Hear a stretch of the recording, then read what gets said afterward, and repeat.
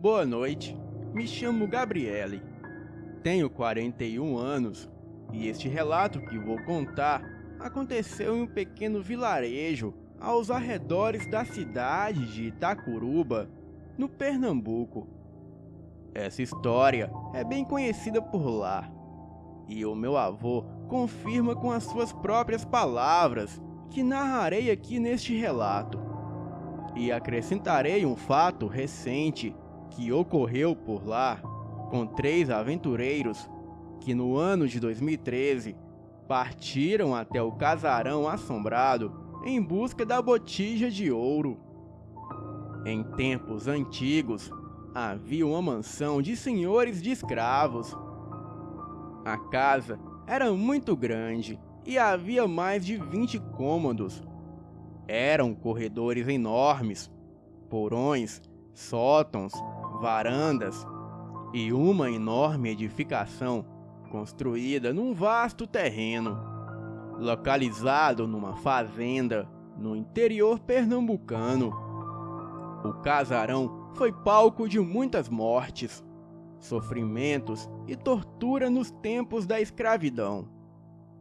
O lugar ficava um pouco distante da cidade de Itacuruba e dos bancos. Então, os senhores mandavam seus escravos cavarem buracos para enterrar o ouro e outras moedas de valor. E após o escravo enterrar o tesouro, o coronel perguntava se ele queria ser o guardião do tesouro. O escravo, sem imaginar o que o aguardava, dizia que sim. Então o coronel o matava e o enterrava ali, onde estava o tesouro. De certa forma, essa tática funcionava, pois ninguém desenterraria o corpo de um escravo. Portanto, a localização do tesouro estava segura. Mas o coronel acreditava que ninguém chegaria perto do lugar, porque o espírito do escravo protegeria o tesouro. Afinal, essa foi a última palavra do mesmo, que se tornaria guardião do tesouro. Séculos depois, com novos moradores tendo passado pelo casarão, o mesmo continua lá, enorme e amedrontador, e agora vazio. Bem, as histórias mal-assombradas do velho casarão ainda sobrevivem ao tempo, e são um assunto de quem mora no interior de Pernambuco, próximo ao local. E o tesouro que foi enterrado lá, acreditam os mais ambiciosos que ainda podem encontrá-lo.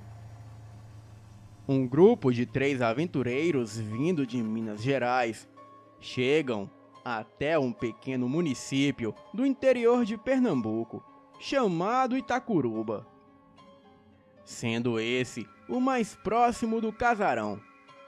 Então, eles vão atrás de informações e perguntam à população sobre esse tal tesouro que estaria enterrado na fazenda do casarão. Os amigos João, Pedro e Afonso, todos tendo entre 30 e 40 anos, estando desempregados em busca de dinheiro, tiveram a brilhante ideia de começarem um canal no YouTube que abordaria esse tipo de assunto. Lendas sobre lugares assombrados. E esse seria o primeiro vídeo deles. Então, assim que chegaram à cidade, começaram a entrevistar e perguntar para as pessoas sobre os mistérios envolvidos. E na maioria das respostas, ouviram coisas bizarras, estranhas e assustadoras.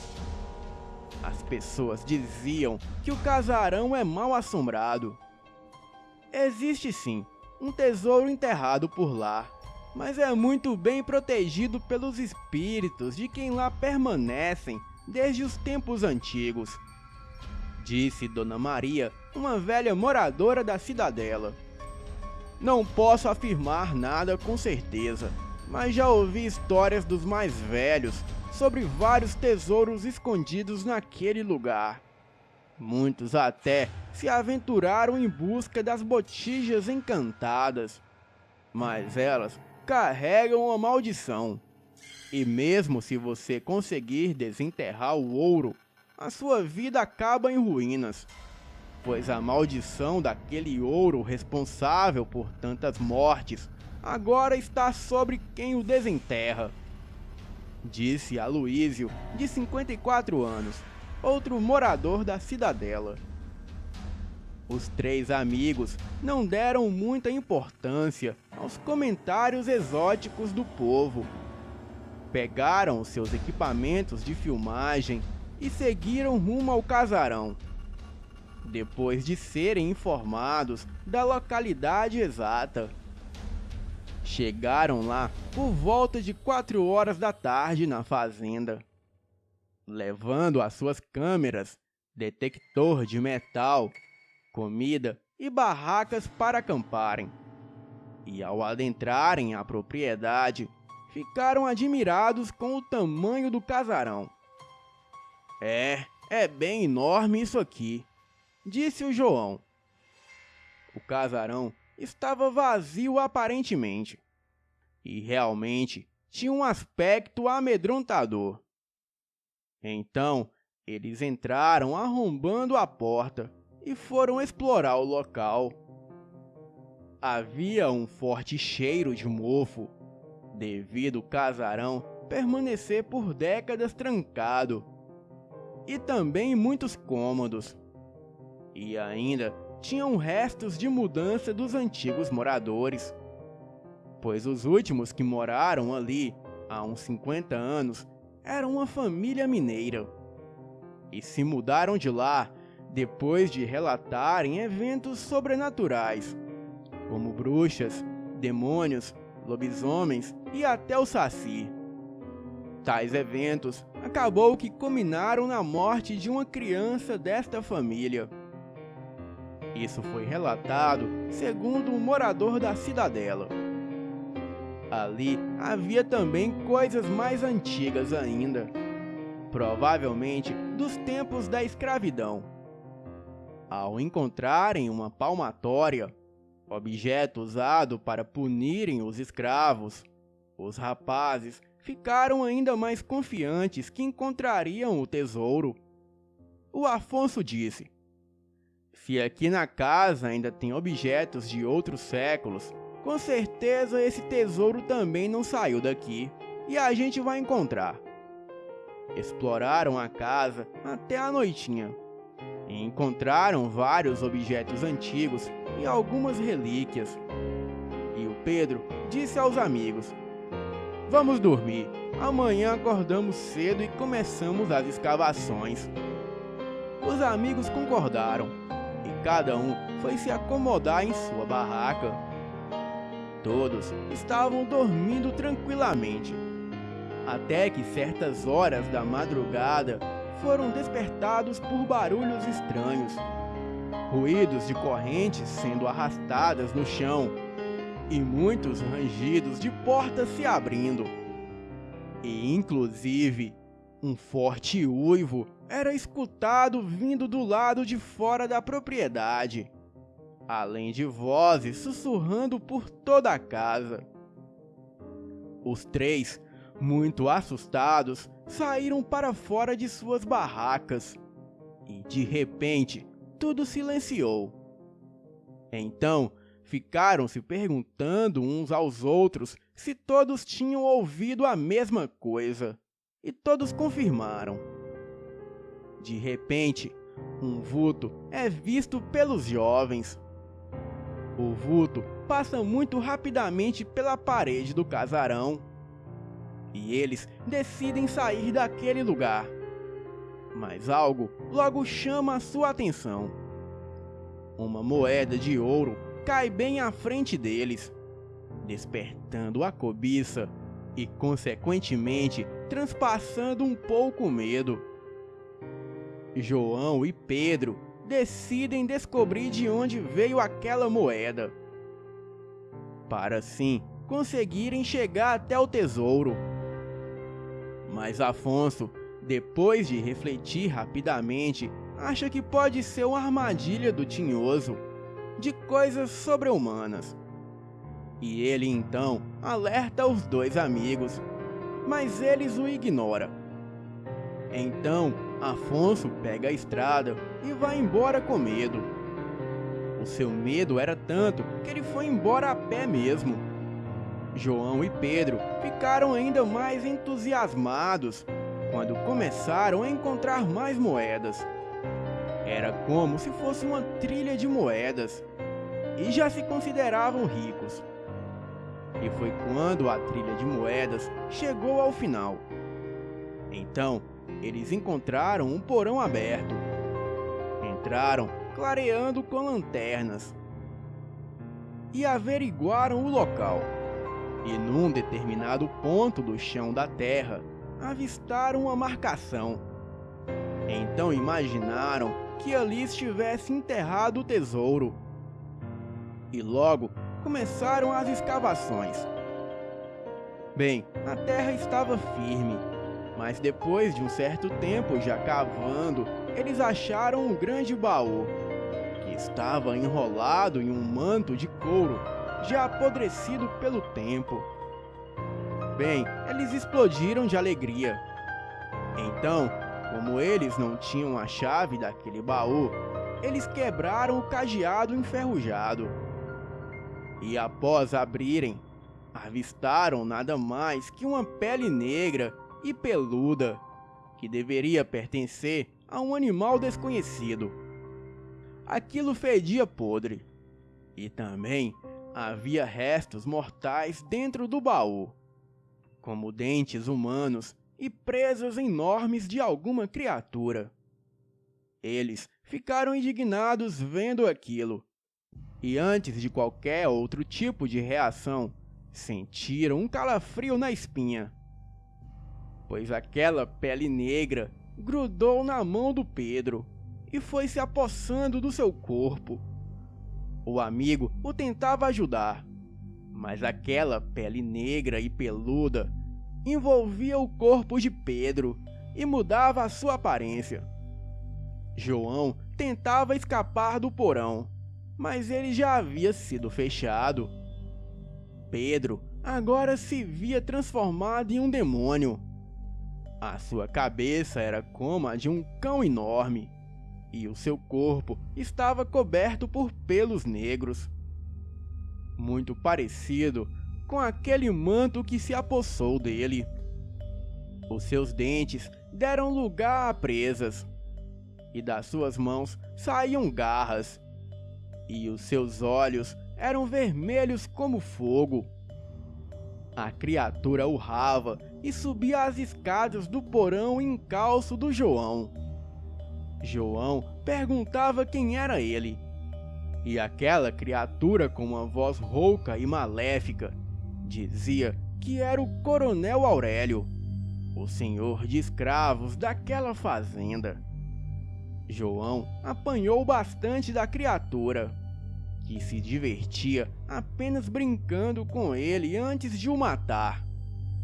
Mas quando o João achou que seria o seu fim, o porão logo se abriu, e ele se viu sendo puxado por um rapaz negro, que abriu o porão e o retirou para longe do casarão. E de repente foram surgindo várias pessoas negras e começaram a açoitar aquele lobisomem.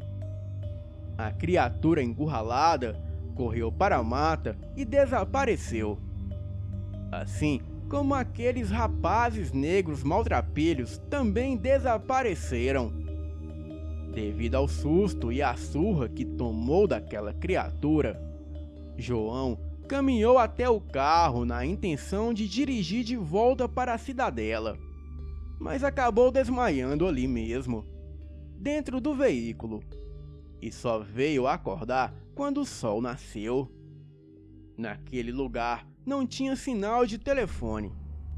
Então, o João ligou o carro e voltou para a cidadela. Porém, Enquanto ainda passava pela estradinha de terra, a uns 20 minutos da fazenda, ele se depara com os restos mortais do seu amigo Afonso. Ali mesmo, na beira da estrada, parcialmente dilacerado. João parou o carro e se lamentou pelo amigo. E então seguiu rumo à cidadela. A polícia foi acionada, mas no relatório consta que Afonso foi atacado na estrada por alguma onça e veio a óbito. O Pedro nunca foi encontrado até hoje. E a câmera dos aventureiros, com parte das filmagens do que aconteceu naquela noite, não mostra muita coisa. Apenas ruídos e uma imagem totalmente escura. Mesmo o João afirmando que registrou parte dos eventos no modo noturno. O João nunca mais foi a mesma pessoa. Dizem que ele se tornou esquizofrênico, vê vultos e escuta vozes. E a partir daí, ninguém nunca mais quis se arriscar naquele lugar bizarro. Boa noite.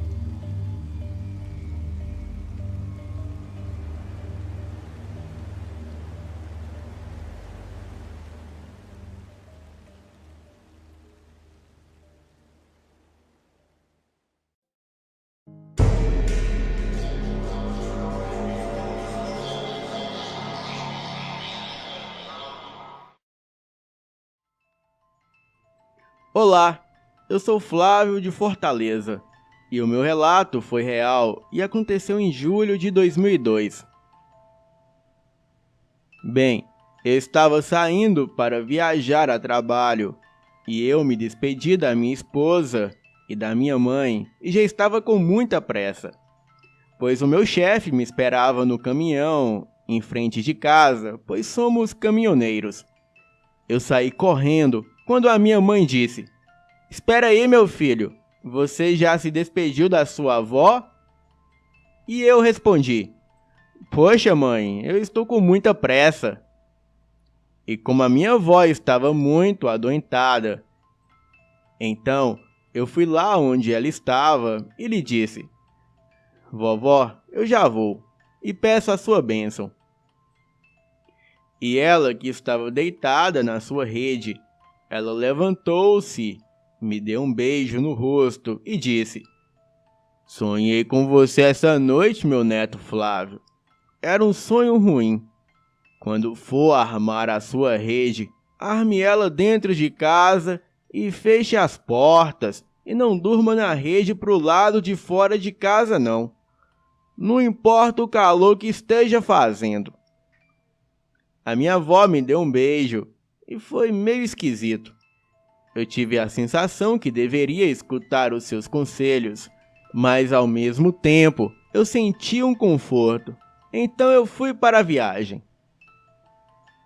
Estava no interior de Pernambuco, quando numa noite eu estava com meu amigo em um barzinho tomando umas cervejinhas. E era normal nós sairmos para descontrair um pouco à noite. E cerveja vai, cerveja vem.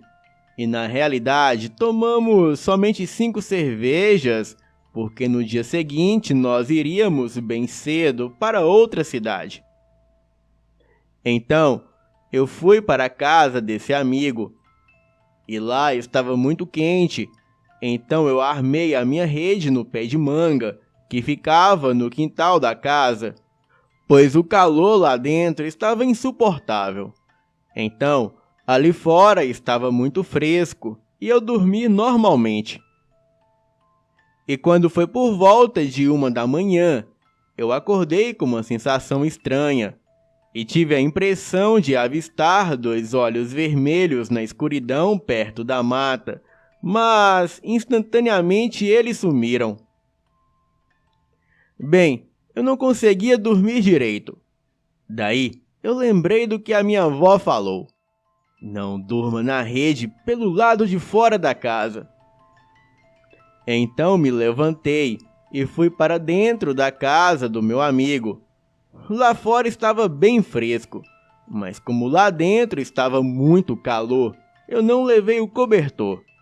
Deixei ali fora mesmo na rede e levei somente o travesseiro. A porta de casa estava aberta, então eu entrei e tranquei tudo. E deitei em uma rede que tinha em um dos quartos e peguei no sono. De madrugada, o meu amigo me acorda perguntando se eu estava ouvindo aquilo lá fora. Eu, meio sonolento, não dei muita atenção, mas dava para ouvir fortes rosnados e urros, e eu achei que fosse algum cachorro, então voltei a dormir.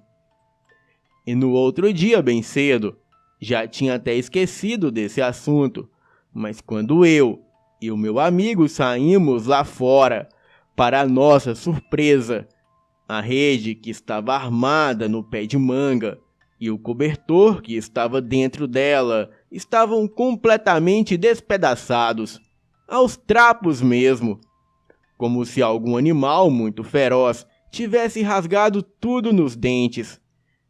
E também encontramos pegadas de cachorro por volta da casa, porém eram 5 vezes maior do que a pata de um cão. E era como se a coisa andasse de 2 patas e não de 4 patas igual um cachorro. Perguntei ao meu amigo o que era aquilo, e ele disse que era um lobisomem, e que ele já estava de olho em mim, e se eu tivesse dormido lá fora, eu não estaria ali naquele momento conversando com ele. Eu liguei para o meu chefe, ele logo chegou com um caminhão e demos-o fora daquela cidade. Agradeço a minha avó por ter salvo a minha vida com os seus conselhos. Bem, hoje ela é falecida, mas jamais esquecerei dela e dedico esse relato a ela. Boa noite.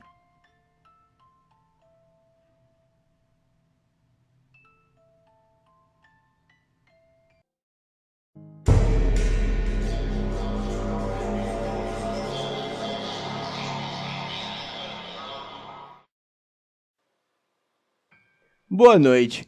Eu me chamo João e moro em um sítio no interior do Paraná com a minha família. E apesar do sítio ser pequeno, nós temos um cachorro grande, um pastor alemão, e ele está acostumado a dormir no meu quarto. Ele tem um cobertor lá para ele, e não importa onde nós colocamos o cobertor, ele sempre pega e leva de volta para o meu quarto. E sempre que eu vou dormir, eu deixo a porta aberta para ele entrar e sair do quarto à vontade para poder comer, beber e se aliviar no quintal do sítio.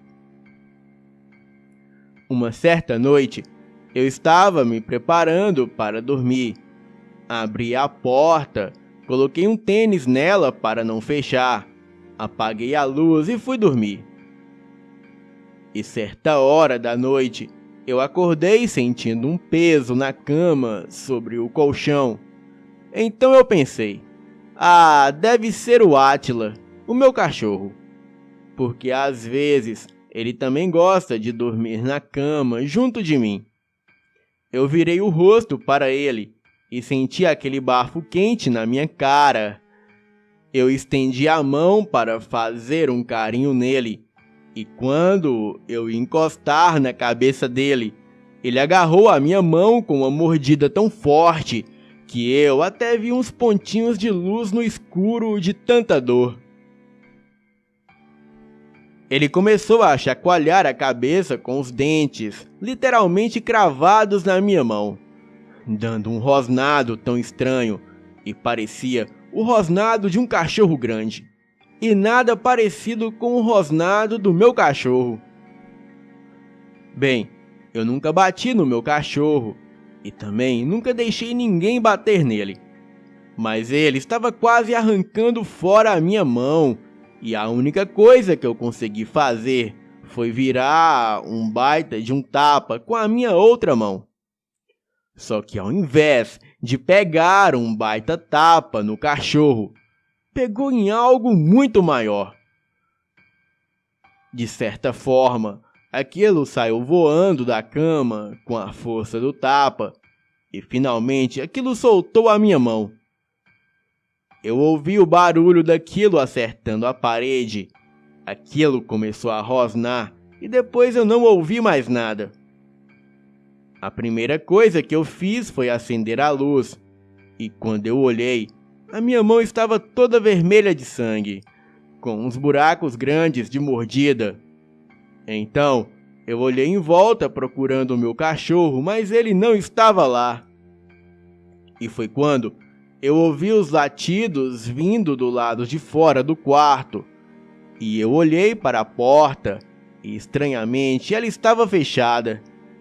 E quando eu cheguei perto, ela não só estava fechada, mas como estava trancada. E trancada por dentro. O tênis, que estava deixando ela aberta, estava do lado da cama agora. E quando eu abri a porta, o meu cachorro entrou correndo e ficou procurando alguma coisa pelo quarto todo. E quando os meus pais vieram ver o porquê o cachorro estava latindo tanto, eles viram a minha mão toda ensanguentada. A primeira coisa que eles acharam foi que o Átila tinha me mordido, mas eu expliquei para eles o que tinha acontecido. Claro que eles não acreditaram e acharam que eu estava protegendo o cachorro. Mas depois que eles limparam a minha mão e olharam as marcas que ficaram, eles viram que eram bem diferentes da marca de mordida de um cachorro. Quando eu tinha aberto a porta para sair do quarto e o cachorro entrou, ele ficou o tempo todo dentro do quarto procurando algo feito um louco, mas ele não achou nada. E eu também não vi nada saindo do quarto. E nós estávamos no banheiro que fica de frente para o meu quarto. E o meu pai e eu ficamos procurando o que quer que fosse o resto da noite, mas não achamos nada. E nem o Átila achou nada também. O que quer que fosse não saiu pela porta, e nem pela janela que estava fechada. Eu não tenho ideia de como aquilo entrou ou saiu do quarto, mas aquilo trancou o cachorro para fora do quarto e também trancou a porta para ficar sozinho comigo. Ainda bem que eu acordei naquela hora, ou eu não sei o que poderia ter acontecido. Eu tenho as cicatrizes até hoje na minha mão para me lembrar daquela noite bizarra. Depois de ouvir vários relatos aqui no canal Elite Oculta, eu acredito que aquela criatura seja um chupa-cabra. Bem, até hoje eu agradeço por aquelas marcas estarem na minha mão e não no meu pescoço. Boa noite.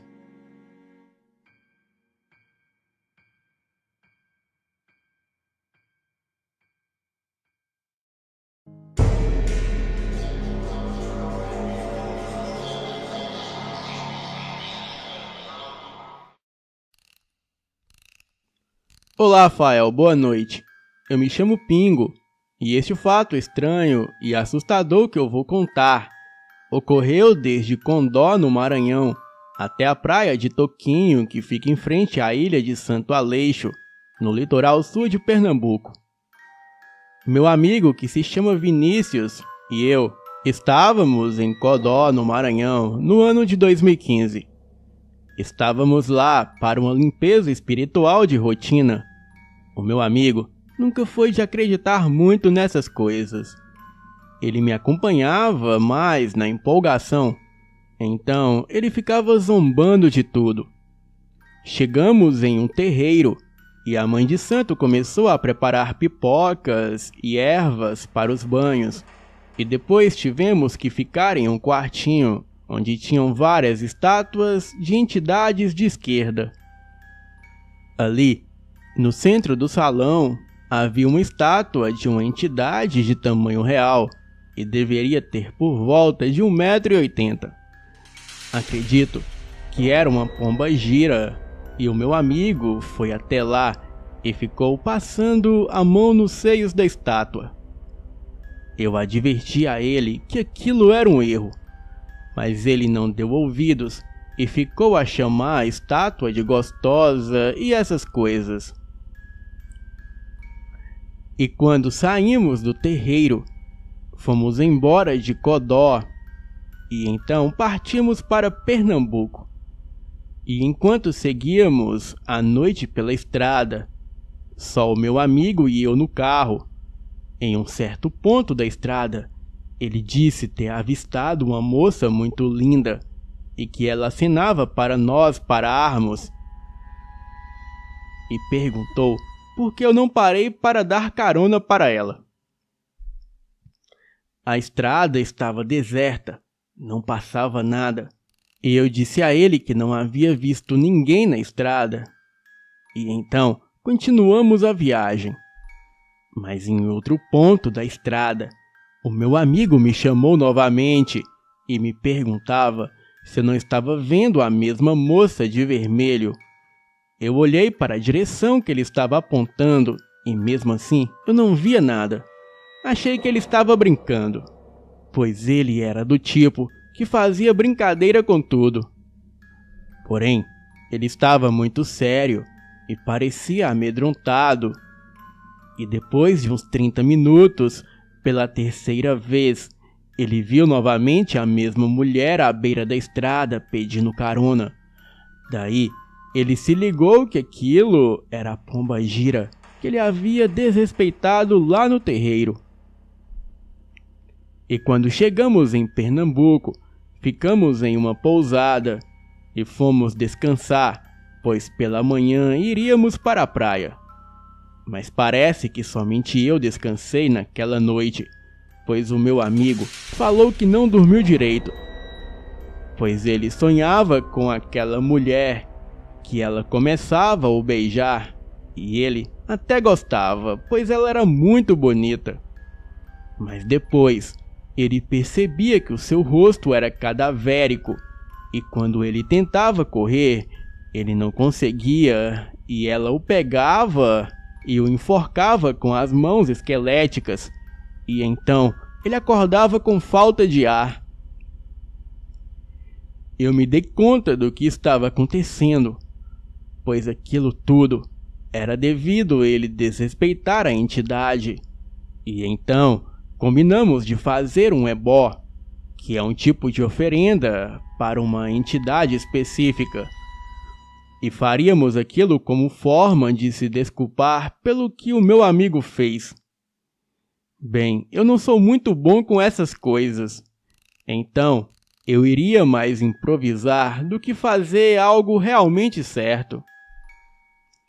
Compramos as coisas do ebó pela manhã, como champanhe, cigarros e velas, e à noite deixaríamos tudo num cruzeiro de cemitério ou igreja, bem no ponto das Calungas. Naquela manhã, fomos aproveitar a praia. Chegamos na ilha de Santo Aleixo e ficamos por lá mesmo, e no final do dia retornamos para a praia de Toquinhos. Encontramos algumas pessoas que eram da região, nos entrosamos e o meu amigo comentou sobre as visagens da moça que ele teve. Ele é do tipo bem extrovertido e gosta de falar demais.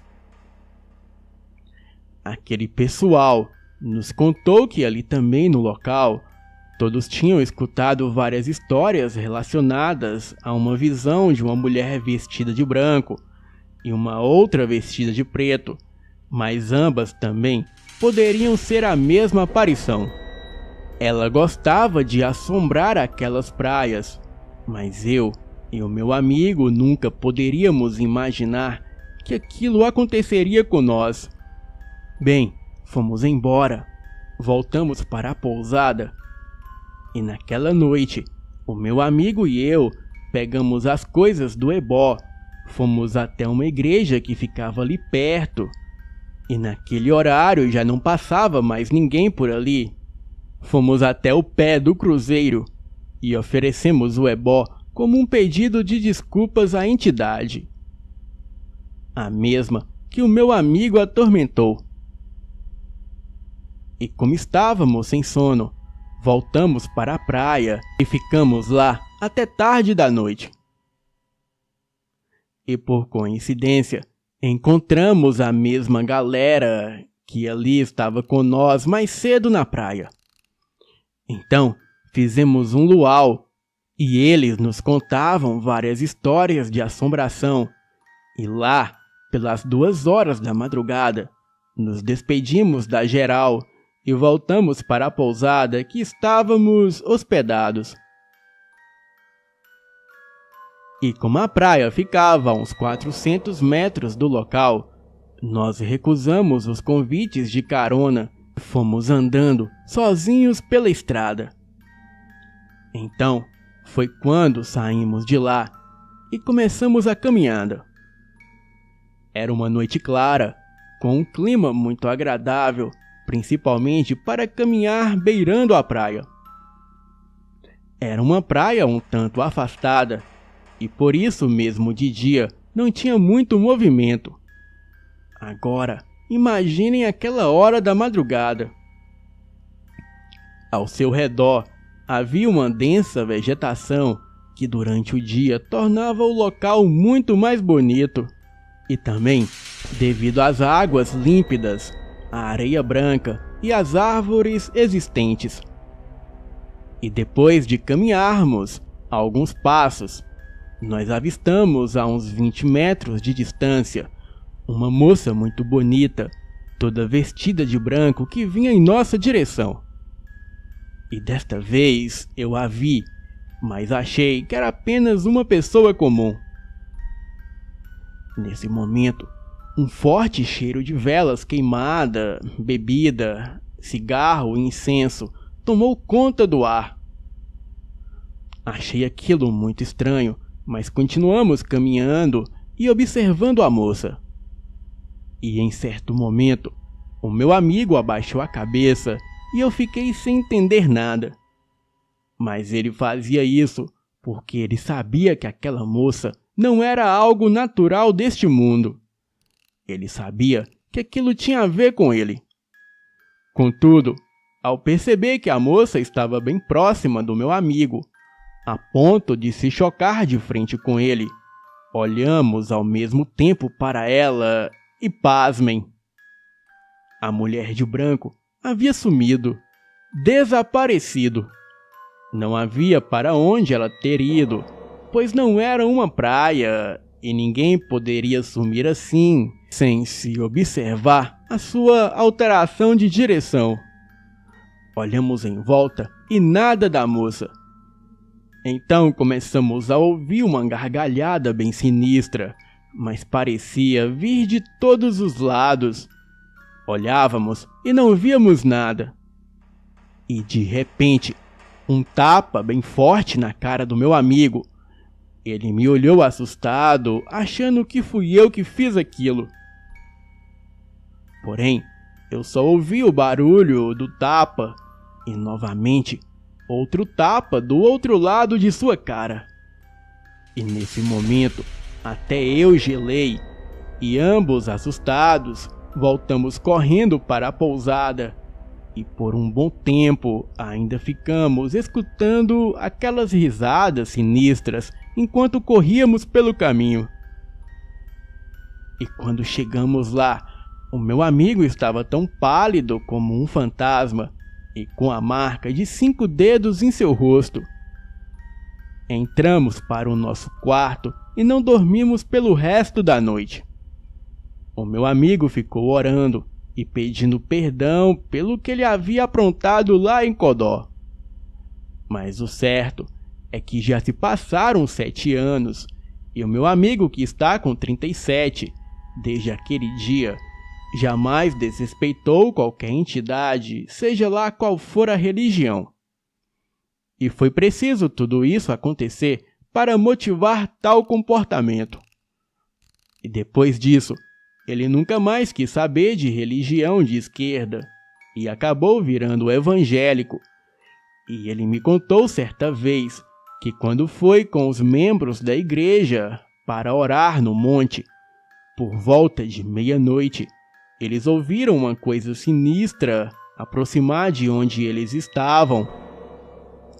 E era uma criatura que só poderia ser duas coisas: ou um demônio materializado ou um lobisomem. Mas essa história ficará para um próximo relato. Bem, agora quanto à mulher de branco, ou entidade, seja lá o que for, quem quiser pesquisar a respeito, vá de madrugada nessa praia e fique passeando ao luar, pois quem sabe também possa encontrar essa mulher de branco e perguntar a ela o que ela está fazendo por ali, e também se ela é uma visagem ou uma entidade materializada. Quem tem coragem? Boa noite.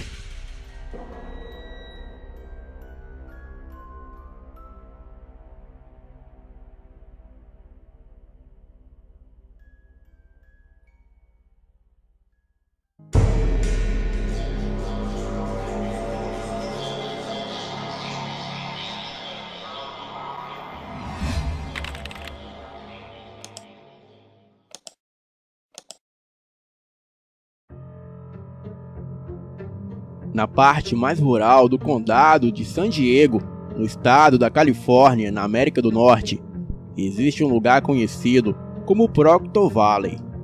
Este local é uma área grande e principalmente deserta, com apenas uma estrada. Histórias e relatos de avistamentos incomuns nesta área datam de quase 100 anos. Relatos estranhos começaram quando o gado pertencente a fazendeiros locais era frequentemente encontrado morto e mutilado. Outros animais perfeitamente saudáveis também morreram com frequência, sem causa aparente da morte.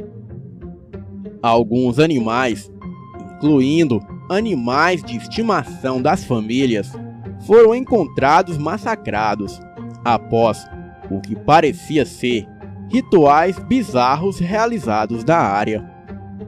Nunca foi descoberto quem ou que foi responsável por estes atos perturbadores. Os moradores daquela região ficaram realmente preocupados quando duas crianças desapareceram da casa de um fazendeiro local. Os pais acordaram e descobriram que as crianças haviam desaparecido de seus quartos. E o fazendeiro mais tarde encontrou seus rastros saindo de casa. Os rastros levavam ao deserto circundante e terminavam em frente a uma grande rocha. Grupos de buscas foram organizados, mas as crianças jamais foram encontradas. Outro caso estranho envolveu a panificadora local. A Proctor Valley Bakery foi uma das primeiras empresas fundadas na região. O proprietário do estabelecimento mudou-se para Proctor Valley, com a sua esposa e 2 filhos. Ele abriu a sua panificadora logo depois, e foi bem sucedido. O proprietário era gentil e um membro respeitado da comunidade. Até que um dia ele foi encontrado em casa, depois de ter assassinado a sua esposa e filhos. O homem foi encontrado de joelhos chorando por sobre os corpos. Ele ainda estava vestido com roupas brancas e cobertas de sangue. Ele disse aos investigadores que não tinha lembrança do que havia acontecido e simplesmente acordou e se viu pairando sobre os corpos de sua família. Há também muitas histórias mais perturbadoras não investigadas na área. Muitos pensam que o local é assombrado por espíritos vagantes e demônios. A verdade é que existem alguns lugares em Proctor Valley que são antigos e infestados de demônios. Proctor Valley Road é uma estrada antiga que pode levá-lo entre as cidades de Chula Vista e Jammu, perto de San Diego, no estado da Califórnia. Ao longo dos anos, muitas pessoas relataram ocorrências estranhas depois de dirigirem na estrada. Mas não há muito para ver se você decide dirigir por lá durante o dia. Você pode notar algumas casas de fazendeiros e prédios abandonados espalhados ao longo da estrada. Mas não há nada que chame muita atenção. Mas se você tiver coragem o bastante, pode se aventurar por lá depois do anoitecer. Não importa se você começa na estrada em direção a leste ou oeste.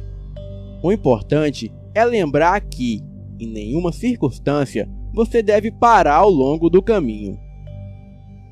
De fato, antes de sair, verifique se o carro não possui problemas mecânicos e se está abastecido. Cuidado!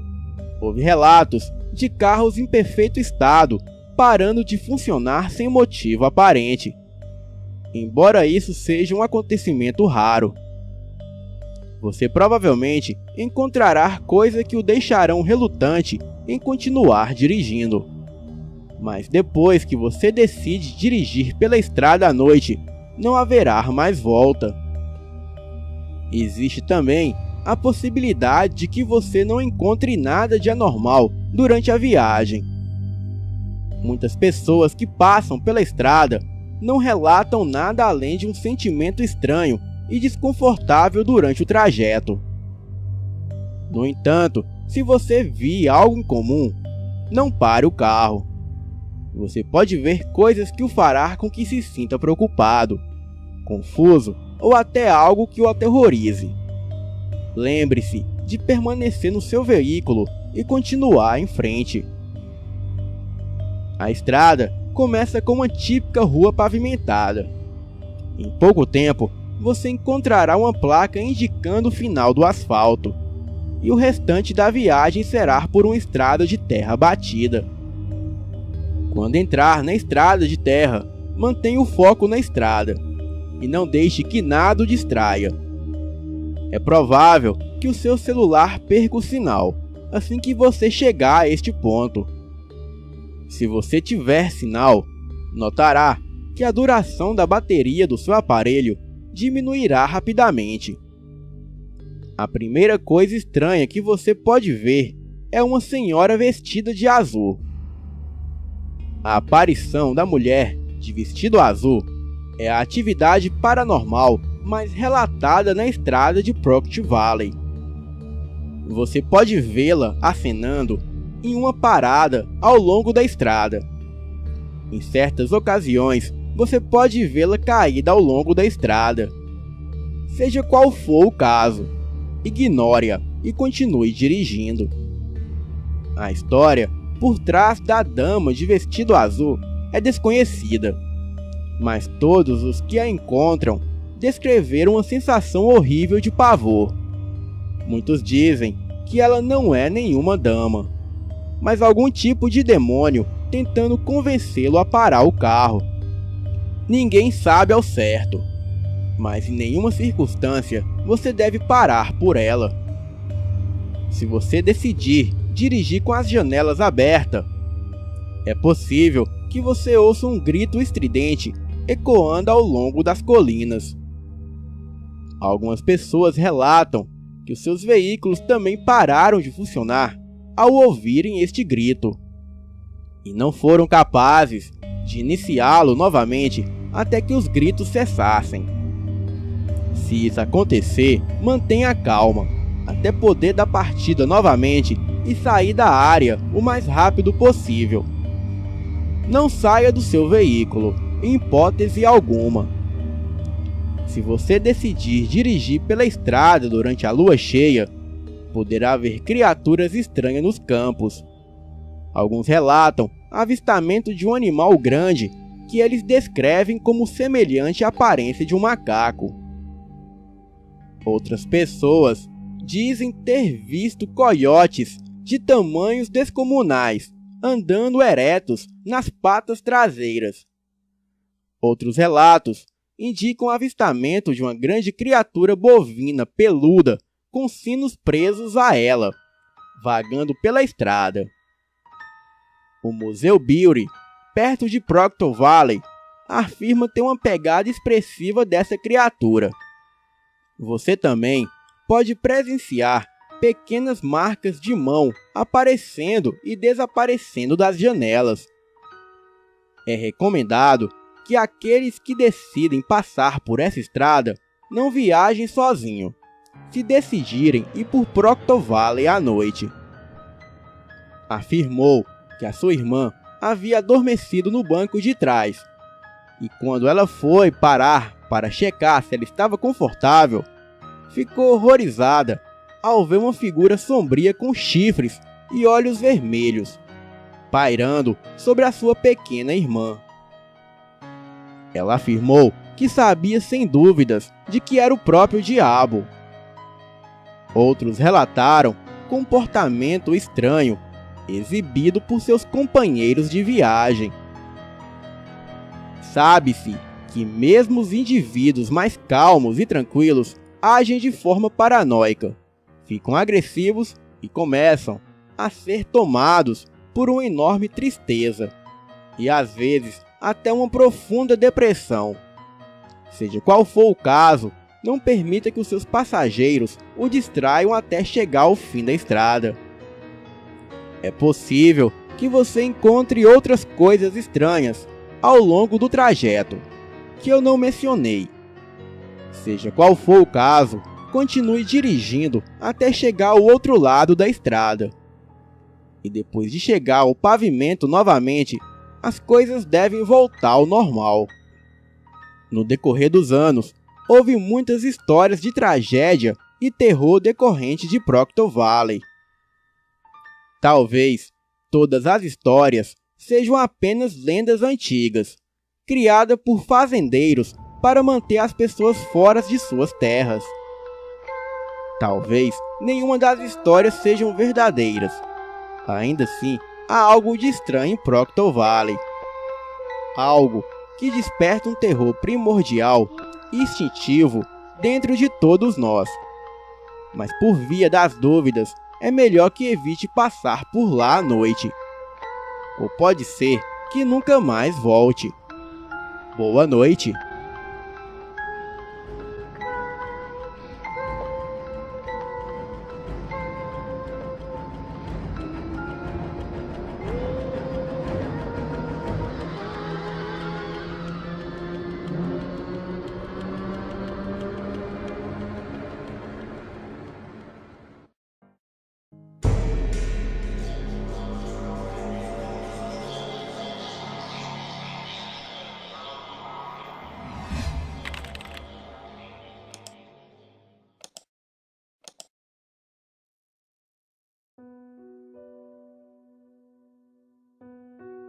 Boa noite a todos do canal. Eu me chamo Moacir e contarei aqui alguns relatos sobrenaturais que ocorreram comigo e conhecidos. Bem, eu ouvi um relato no seu canal sobre a pedra que comia gente e fiquei muito impressionado, pois isso eu dou certeza que é real. E tem uma lenda local sobre este fato no interior de Pernambuco. E uma situação muito similar ocorreu comigo e com conhecidos. E eu contarei aqui com o máximo de detalhes. Bem, quando forem ao Rio Formoso, no litoral sul de Pernambuco, tenham muito cuidado se passar pela Estrada do Siqueira, na área rural do município. É que numa das margens da via sem calçamento, há uma grande pedra negra de aproximadamente 3 metros de altura, com um rosto humano esculpido pela natureza. Os habitantes da região chamam a formação rochosa de Pedra do Rei Midas, por acreditarem que a imagem reproduz perfeitamente a face do lendário governante da antiguidade, cuja notória cobiça fazia com que tudo que tocasse virasse ouro. Bem, se fosse apenas pela semelhança com o famoso monarca, não haveria problemas.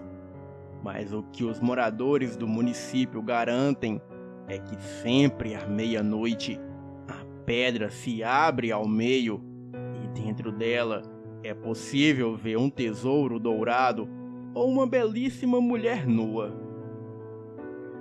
E quando o passante desavisado, atraído pelo ouro ou pela beldade, entra na passagem aberta da rocha, e assim a pedra se fecha, fazendo com que o curioso desapareça para sempre.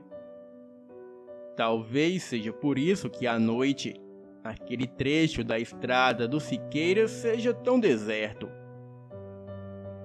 Ou será que você duvida e se arriscaria a passar por lá numa noite dessas?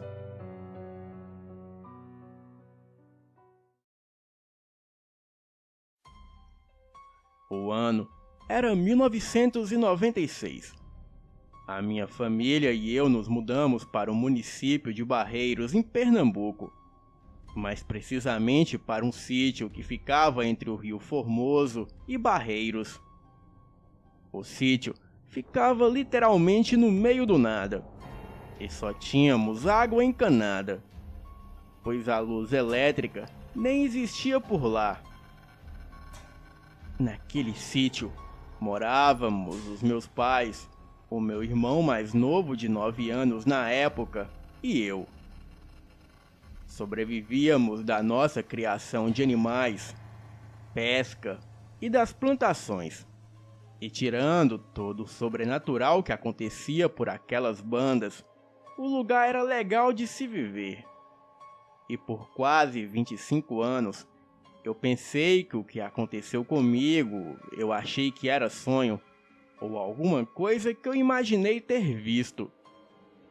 Mas como não foi somente eu que presenciei tais fenômenos, eu tenho certeza que tudo foi real.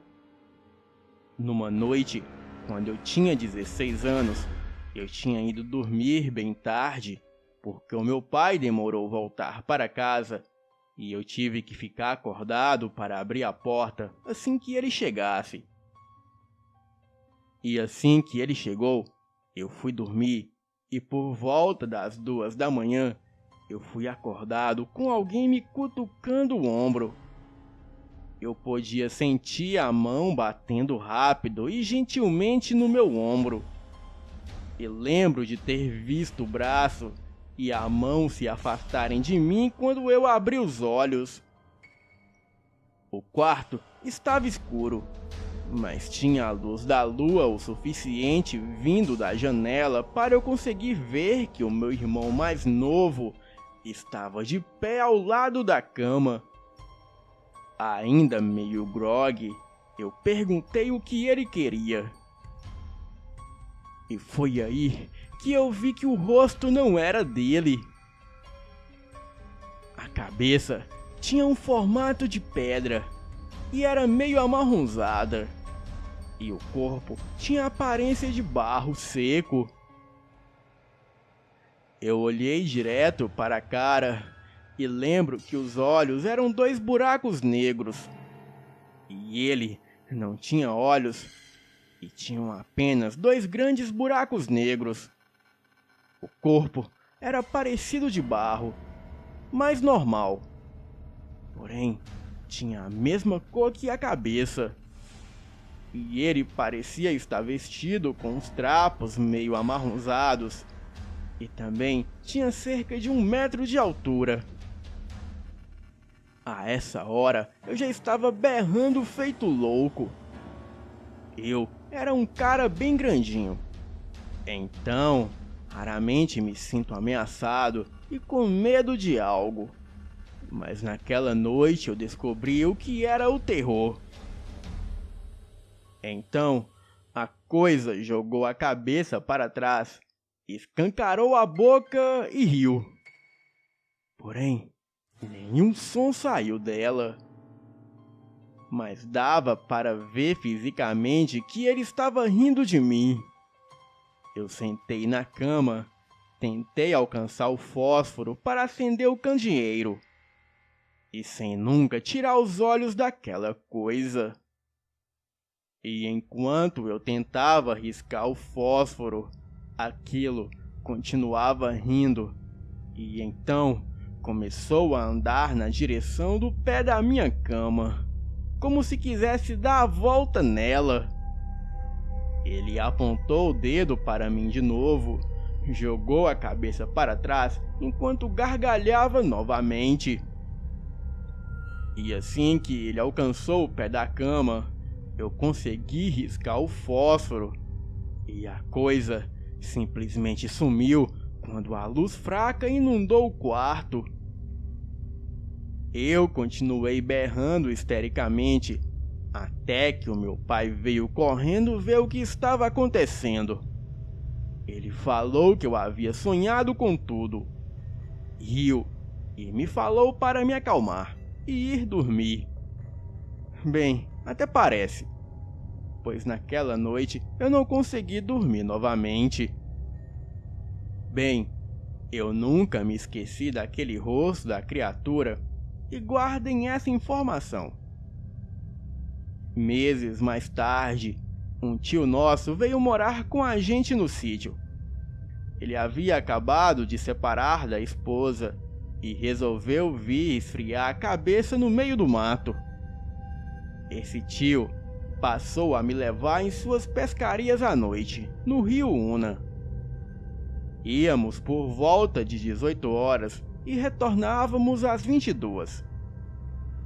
Bem, nós passávamos pela dita estrada do Siqueira, e quando vi a pedra do rei Midas pela primeira vez, algo naquela pedra me chamava muito a atenção, pois a mesma parecia que tinha um rosto esculpido, e olhando melhor, eu pude ver que aquele rosto esculpido pela natureza lembrava muito o rosto do ser que eu vi entrando no meu quarto.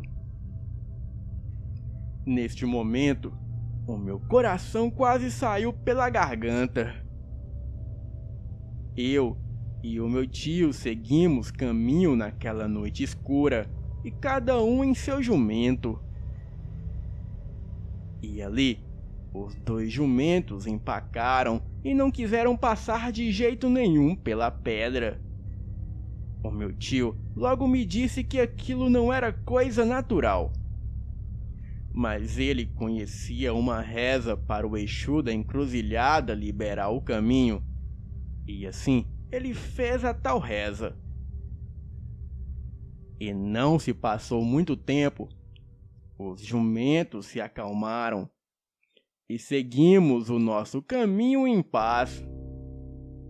Eu contei para o meu tio toda a história que aconteceu comigo meses atrás, e falei da pedra que tinha uma aparência semelhante com a criatura que entrou em meu quarto. E foi aí que o meu tio me contou uma história muito intrigante. Ele dizia que aquela pedra comia gente, e no passado muitas pessoas desapareceram em armadilhas criadas pela pedra. E teve um homem que passava por essas estradas à meia-noite com a sua esposa, e foi quando ele viu algo brilhando em cima da pedra. E mesmo seu cavalo relinchando e o alertando que algo de ruim estava ali, o homem ignorou o alerta. Ele deixou a sua esposa o esperando em cima do cavalo e foi até lá ver do que se tratava todo aquele brilho. E quando ele chegou mais perto, ele viu que a pedra estava com muitas moedas de ouro em sua volta. Assim, ele muito feliz foi catando tudo e gritando para a esposa que estavam ricos. Porém, algumas moedas estavam entre a pedra, bem no meio, em algumas aberturas. E o homem foi até lá pegar todo o ouro. Porém, num dado momento, a pedra se abriu rapidamente, engolindo o homem e se fechando em seguida. A sua esposa nunca mais o viu, E ninguém nunca mais teve coragem de se aproximar da pedra, depois de ouvir o relato da mulher que agora era viúva. Bem, naquela noite, essa história me assustou muito. Mas no dia seguinte, eu disse para o meu tio que a história era boa sim, mas eu não acreditava. Então, ele disse que na próxima pescaria me provaria que tudo o que ele disse era verdade. E 3 dias depois, voltamos no rio Una para uma nova pescaria. E naquela noite, pegamos muitos peixes. E na volta, assim que chegamos na tal pedra, o meu tio pediu que eu esperasse um pouco. Então ele pegou alguns peixes e foi atirando na pedra.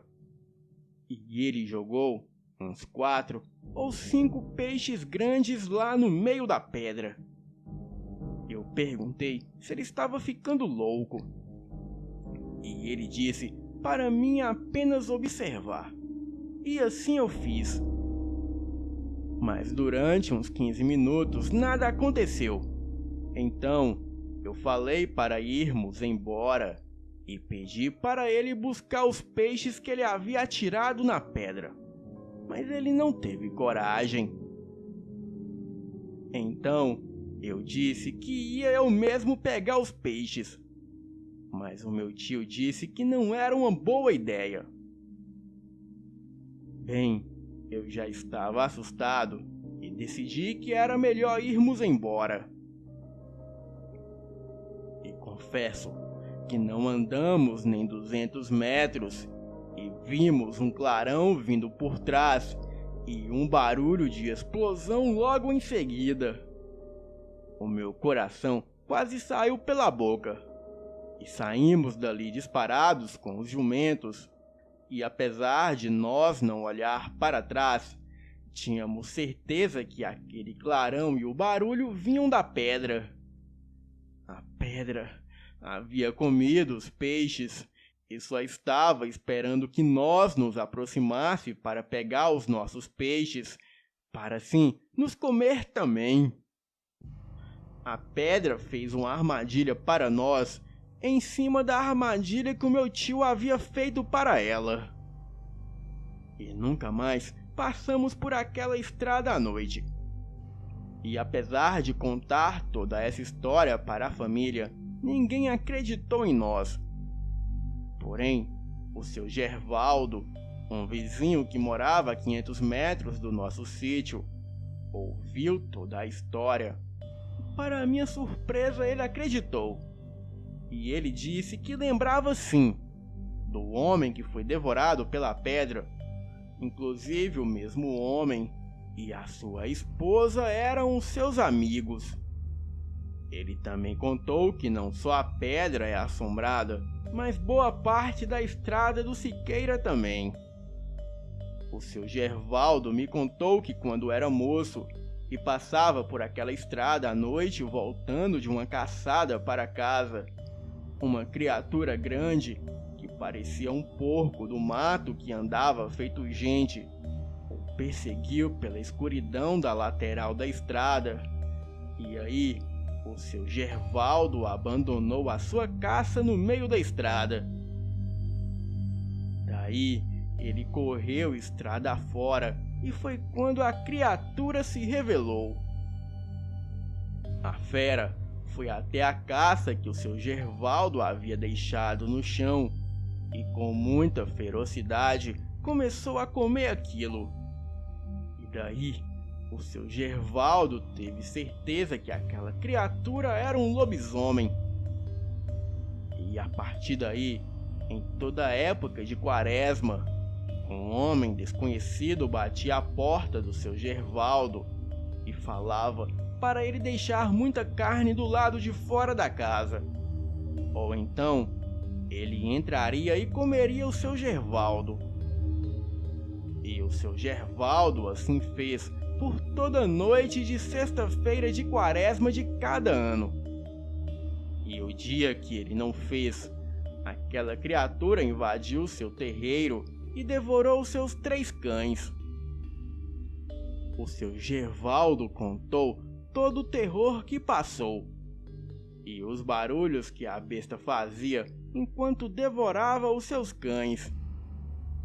E depois, aquilo urrou ferozmente tentando invadir a casa, e quando a besta foi embora, uivos terríveis eram ouvidos ao longe, e aquela noite foi a pior de sua vida. Naquele dia, o seu Gervaldo me chamou para tomar um café e me contou várias histórias de terror. E outra que achei bem legal foi a do tacho de ouro assombrado. Perguntei a ele se ele poderia me contar sobre a história do tacho de ouro, a qual ele havia mencionado. E ele me respondeu: "Olha, eu posso sim. Eu conheço muitas histórias, afinal eu já passei dos 80, mas vou lhe contar uma muito interessante que é verdade pura. E isso eu soube quando ainda era criança, pois eu conheci bem o caso e as pessoas na época, e pode acreditar. No curral velho onde morava o seu Antônio Nogueira, o velho Eduardo, um antigo escravo, ele sonhou que no forno de torrar farinha havia um reluzente tacho de ouro, e era uma riqueza medonha. Aí ele ficou muito impressionado com a mensagem, e esse Eduardo correu animado até a casa do seu amigo Mané e contou um impressionante e revelador sonho. E ele queria um companheiro na sorte grande. Combinaram secretamente os dois de irem arrancar o tesouro à noite, sem que ninguém das redondezas percebesse o movimento. Alegre, o Mané, ele dizia que de agora em diante não iria mais trabalhar. Agora, os outros é que iriam trabalhar para ele, e só iria comer carne de gado, vestir roupas boas, de linho, e ouvir música de radiola. Pois bem, lá se foram os dois sorrateiramente à noitinha carregando as pás. O Eduardo levava um lampião para clarear o lugar do tesouro. Ali estava tudo escuro, e o povo das redondezas já estavam tudo dormindo. E eles foram no exato local indicado pelo sonho. Cavaram um pouco a terra e logo viram a tampa do tacho de ouro. A luz do lampião clareou o tesouro, e assim deixando tudo brilhante. Os olhos do Mané quase que pularam da cara e brilhavam mais do que o tesouro de tanta felicidade e cobiça. O Eduardo ficou só esfregando as mãos e com uma cuspideira medonha. Então, o Mané, mais afobado, começou a encher as mãos com as moedas de ouro, como se não acreditasse nas maravilhas que via. E nesse nervosismo, uma das moedas caiu da mão dele no chão, bateu numa pedra e trincou. Aí, tudo virou carvão de uma só vez. É como diz a ciência. Eles olharam dentro de todo o tacho e agora só havia pedaço de carvão. Tudo virou carvão. De amarelo, tudo ficou preto.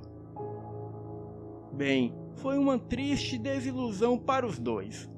Estavam com tudo nas mãos, todo aquele dinheirão, e agora não tinham mais nada.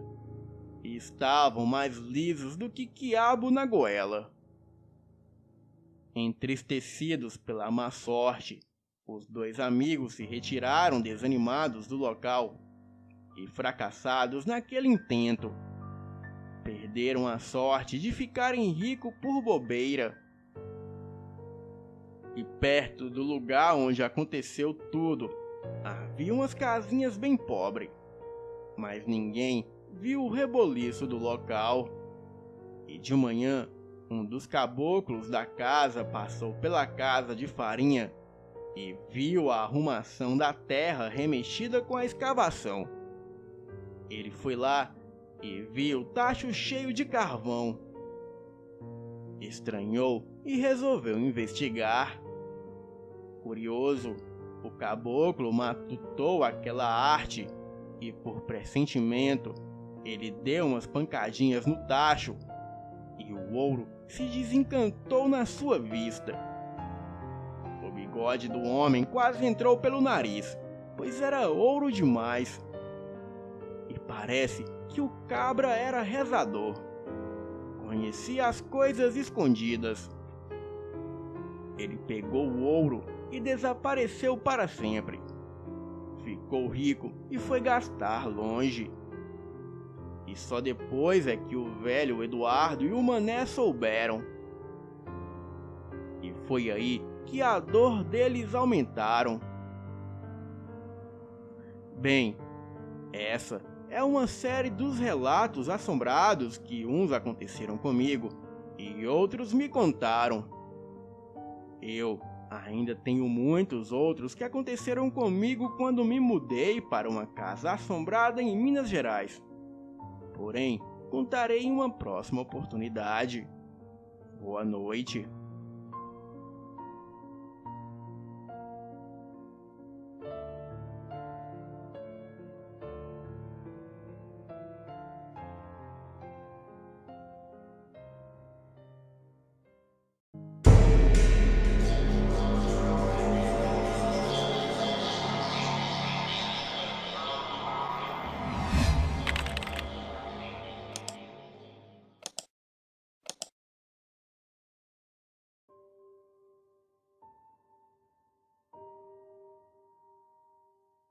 A história a seguir foi narrada por 2 policiais e escrita por um jornalista. Mas para preservar as pessoas envolvidas, afirmo que é uma história de ficção. Bem, tudo ocorreu em 2008. Em Porto Alegre, a polícia militar é chamada de Brigada Militar. E é procedimento padrão nos hospitais pronto de socorro chamar a brigada em caso de suspeitas de crimes violentos contra mulheres e crianças. Os brigadianos chamados eram conhecidos pelo apelidos carinhosos de Miudinho e Delicada. O Miudinho tinha o tamanho de um pequeno armário, de 1,80 m de altura. E a Delicada não ficava muito atrás com seu porte de geladeira. Eles foram chamados por causa de uma senhora, que foi agredida junto com um casal de crianças no hospital de pronto-socorro. A cena era de partir o coração. As crianças tinham hematomas de objetos que foram jogados contra as suas cabeças. Cacos de vidros foram retirados do couro cabeludo da menina que chorava inconsolável. E nas suas costas e pulsos haviam marcas indicando que a menina havia sido agredida com um pedaço de pau. O menino tinha um olho roxo e inchado. Também, uma das orelhas estava rasgada e precisou levar 8 pontos. E a sua cabeça havia um corte profundo e também precisou levar 10 pontos na cabeça. A mãe estava com um dente e o nariz quebrado, olho roxo, pulsos machucados e um dos dedos quebrados. Os brigadianos apenas levaram os 3 para uma das salas e perguntaram: quem fez isso? A mulher e as crianças se olharam para o chão e disseram que não sabiam quem foi. O fato de olharem para o chão sempre indicavam as piores coisas, como vergonha e o fato de sofrerem ameaças. Então, os brigadianos começaram a conversar com mais calma com a mulher e as crianças. Isso é um trabalho de extremo sangue frio. Os brigadianos sabiam que tanto a mulher e as crianças sabiam muito bem o que aconteceu, mas estavam apavoradas de contar, e isso levaria tempo. O ser humano precisa de muito tempo para se curar da injustiça e da crueldade. O brigadiano miudinho decidiu separar as crianças da mãe para conversar. Muitas vezes, o policial tem que fazer na rua o papel de paizão, que não precisa fazer em casa. Ele comprou um lanche para as crianças e um bom refrigerante, e em seguida conversou com elas sobre os desenhos animados, até elas se acalmarem e entenderem que ele só queria o bem delas. E depois de uns minutos, perguntou quem foi que machucou elas. E para surpresa, as crianças falavam que não sabiam quem foi. Elas não conseguiam ver quem as agrediu, e nem tampouco conseguiam ver. O agressor parecia ser apenas uma sombra, que começou a gritar e a jogar coisas em cima da mãe e das crianças. A nossa brigadiana delicada, conversando só com a mãe das crianças, perguntou se não foi o companheiro dela ou algum outro parente, pois uma agressão deste tamanho e dentro de casa normalmente é feita por um conhecido das vítimas. E a mãe apenas disse que não. E a brigadiana perguntou se foi o companheiro, se foi o pai ou se foi algum irmão ou um tio. Mas a mãe disse que não e que não conseguiu identificar o agressor. E em seguida, ela perguntou à mãe se ela desejaria prestar queixa. E a mulher disse que não. Daí, a nossa brigadiana delicada começou a explicar para a mulher. Olha só, tu não quer contar quem foi. Ótimo. Problema é teu, se tu apanha e protege quem fez isso contigo. Mas os teus filhos, as duas crianças, apanharem junto contigo, a partir do ponto que tu não denuncia quem fez isso com as crianças, tu é cúmplice. Tu não é mais vítima. Então, é bom contar quem foi. E é bom eu não descobrir que foi tu. Nessa hora, a mãe das crianças começou a chorar, a soluçar e tentar se explicar. E ela dizia: eu realmente não sei quem foi. Não consegui ver quem era. Parece um vulto dentro da minha casa, que há tempos aparece. Ele grita um monte de palavrões, atira coisas para cima de quem quer que esteja em casa, e depois desaparece. Já parei no hospital por causa disso outras vezes. Mas aquilo nunca atingiu as crianças. Essa foi a primeira vez. E depois de chorar mais um pouco, a mãe finalmente revela o agressor. E ela diz: é um fantasma, guardianos. Eram 4 da madrugada e resolveram escoltar pessoalmente a mãe e as crianças até em casa, na viatura, para ver se conseguiam pegar o agressor. As crianças eram lindos anjinhos dormindo no banco de trás da viatura, no colo da mãe. A residência ficava no segundo andar de uma loja de R$ 1,99. A nossa delicada adentrou junto com a mãe, enquanto o miudinho aproveita para carregar as duas crianças, de uma só vez, para dentro da casa. A primeira coisa que os brigadianos notaram foi que haviam copos, xícaras e outros objetos quebrados, tanto na cozinha quanto na sala. A delicada acompanhou a mãe até o quarto para ver se havia mais alguém na casa. Talvez um companheiro ou até outro parente. Ainda havia sangue do ocorrido ainda no chão e uma faca limpa de cozinha. A mãe levou as crianças até o quarto, enquanto os brigadianos ficaram na sala observando e aguardando. Observaram também que a casa não tinha sinais de arrombamento, janelas quebradas ou portas forçadas. A mãe voltou com o café e serviu aos brigardianos, e daí conversaram mais um pouco. Os brigardianos perguntaram há quanto tempo isso acontece. E a mãe contou que já vem ocorrendo há um tempo. Começou em sonhos. As crianças tinham pesadelos constantes. Uma figura aparecia no sonho e sempre ameaçava matar as crianças.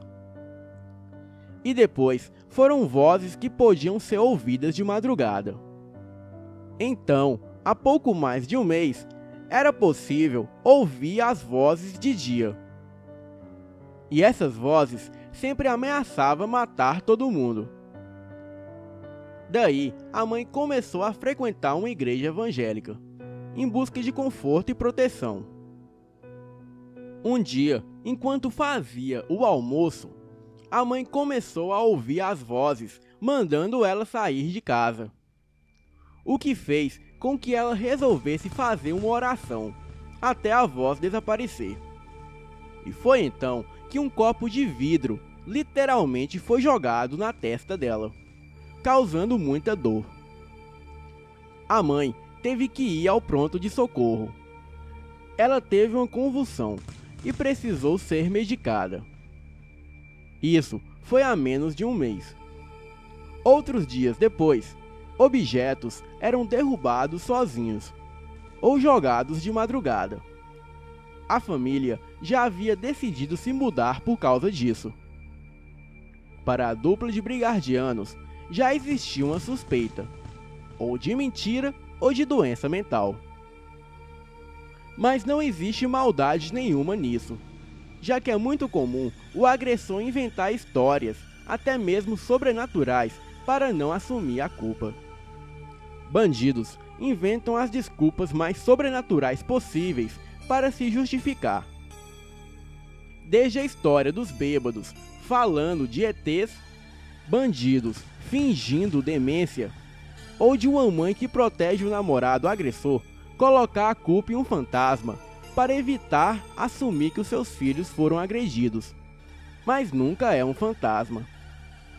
Os verdadeiros monstros são sempre seres humanos. E então, o brigardiano Mildinho perguntou o que causou o ataque dessa noite. A mulher apenas explica que depois da menina acordar à noite de um pesadelo, mãe e filha resolveram fazer uma oração para fortalecer a fé e a proteção da casa. Elas estavam fazendo a oração na sala, quando de repente começaram a escutar a voz do espírito maligno gritando palavrões e ameaçando matar todo mundo.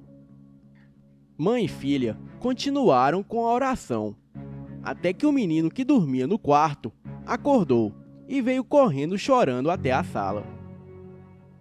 Ele estava com a orelha sangrando. A mãe explica que então uma caneca foi atirada na cabeça da menina. Copos foram jogados, pratos e até uma vassoura foi jogada. As crianças choravam de dor com os machucados. Havia muito sangue.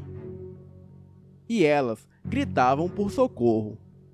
A mãe afirma que no desespero chegou a pegar a faca de cozinha e segurar contra o ar.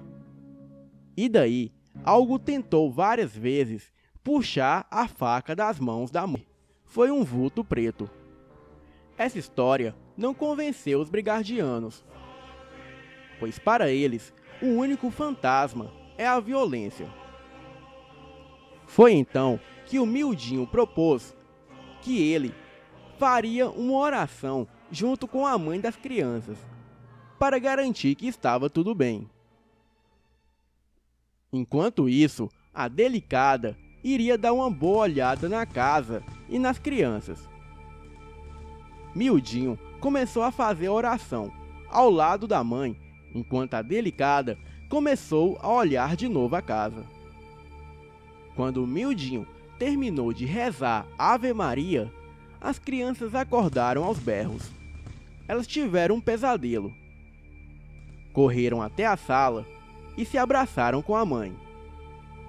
Os brigardianos apenas observaram a situação.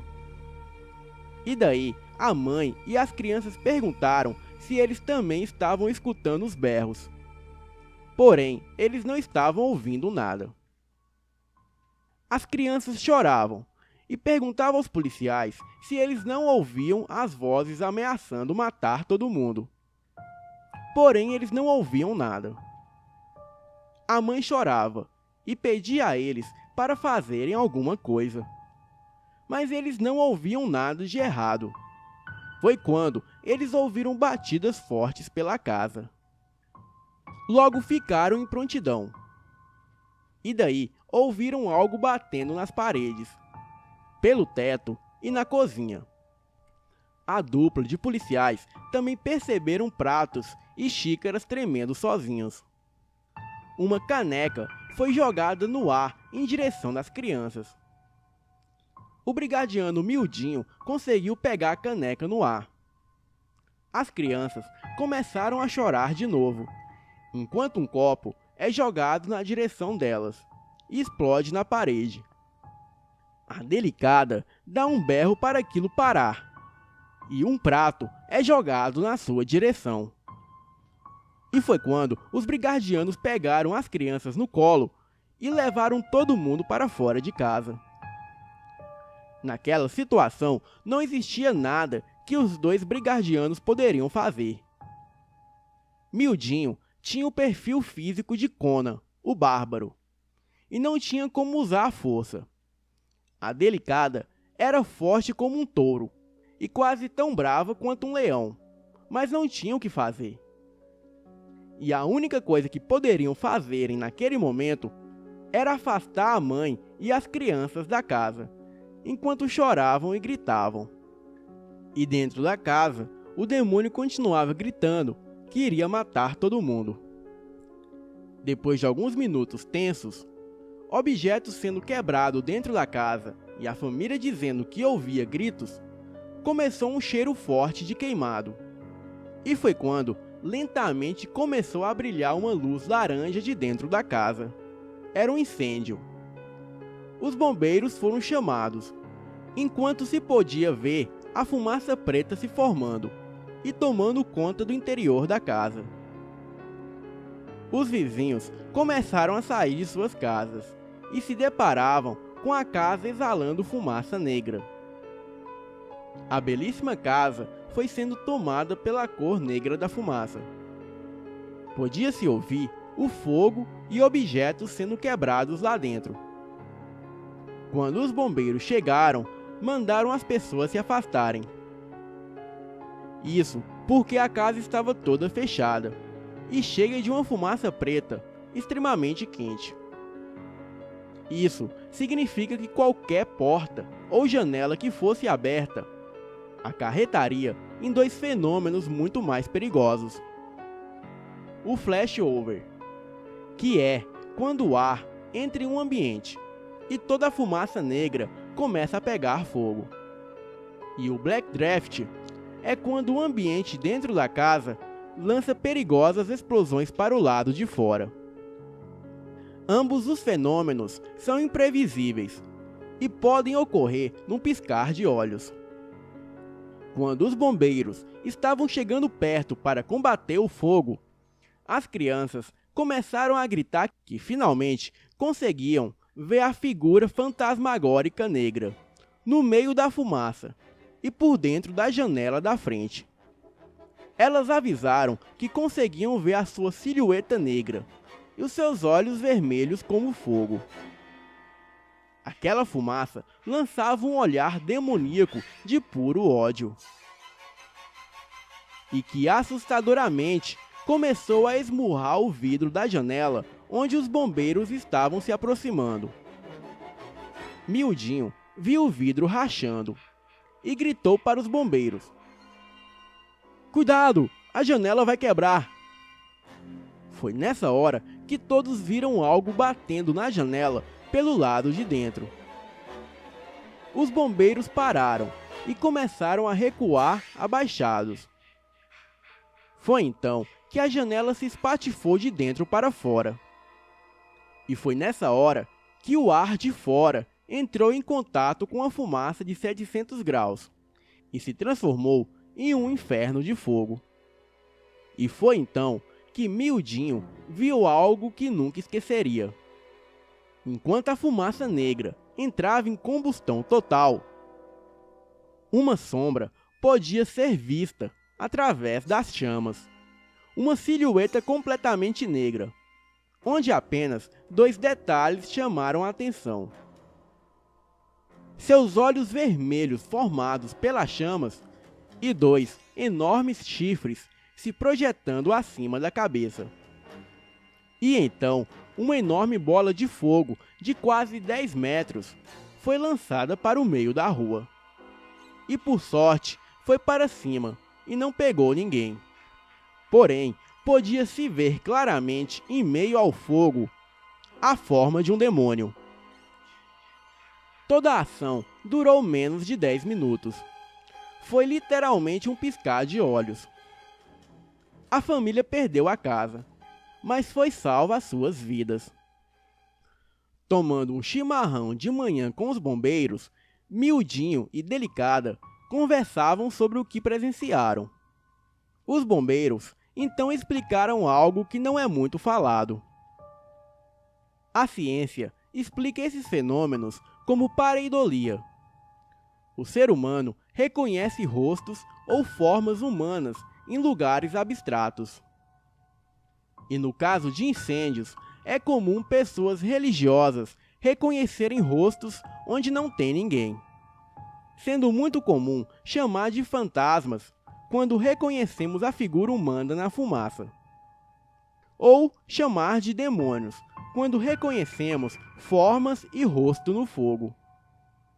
Isso são coisas que os bombeiros já estão acostumados. E essa é a forma como a ciência explica que todos viram a forma sobrenatural de rostos e chifres no meio do fogo. Mas que ninguém fala muito sobre isso, para não ser tirado de louco.